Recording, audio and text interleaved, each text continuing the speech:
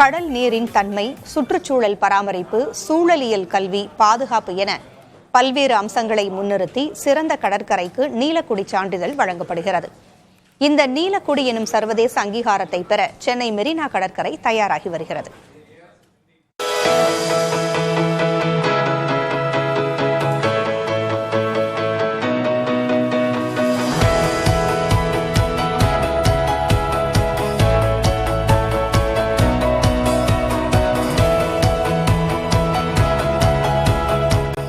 கண்ணுக்கும் மனதுக்கும் விருந்து படைக்கும் மெரினா சென்னையில் மக்கள் அதிகம் விரும்பும் இடங்களில் ஒன்றாக இருக்கிறது.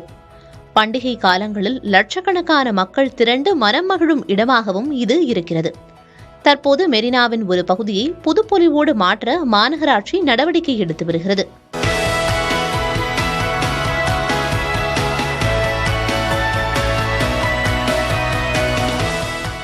ஆற அமர அமர்ந்து ரசிப்பதற்கு நாற்காலிகள், சுகாதாரத்தை பேணும் வகையில் ஆங்காங்கே குப்பை தொட்டிகள் உள்ளிட்டவை அமைக்க நடவடிக்கை எடுக்கப்பட்டு வருகிறது.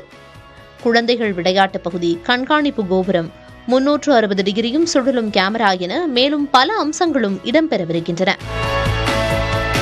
திறந்தவெளி உடற்பயிற்சி கூடம் போன்றவற்றை அமைக்கவும் திட்டமிட்டுள்ளனர். உலகத்தரத்துடன் வாய்ந்த ஒரு அழகிய கடற்கரையாக மாற்றணும்னு சொல்லியிருக்கோம். அதுக்கான ஒரு திட்டங்களை வகுக்கணும்னு சொல்லியிருக்கோம். அதுக்கு தான் நல்ல உலகத்தரம் வாய்ந்த இந்த கட்டிடக்கலை நிபுணர்கள், ஆர்கிடெக்ட்னு சொல்கின்றவர்களிடம் பல பேரிடம் அது ஒரு கருத்துரு கேட்டு வாங்கி இதை முதலமைச்சர் அவர்களுடைய முதலமைச்சர் அவர்களுடைய பார்வைக்கு கொண்டு சென்று முதலமைச்சர் அவர்களின் கருத்தை அறிந்து அதுக்கு தகுந்த மாதிரி நம்ம அதை டிசைன் பண்ணணும். டென்மார்க்கை சேர்ந்த சுற்றுச்சூழல் கல்விக்கான அறக்கட்டளை நீலக்குடி சான்றிதழ் வழங்கி வருகிறது.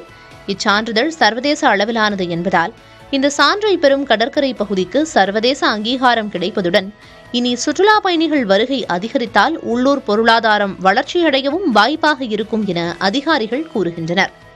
மேலும் மெரினாவில் கடைகளை ஒழுங்குபடுத்தவும் மாநகராட்சி நடவடிக்கை எடுத்திருப்பதாகவும் அதிகாரிகள் தெரிவித்தனர். புதிய தலைமுறைக்காக ஒளிப்பதிவாளர் சந்துருவுடன் செய்தியாளர் ராஜ்குமார்.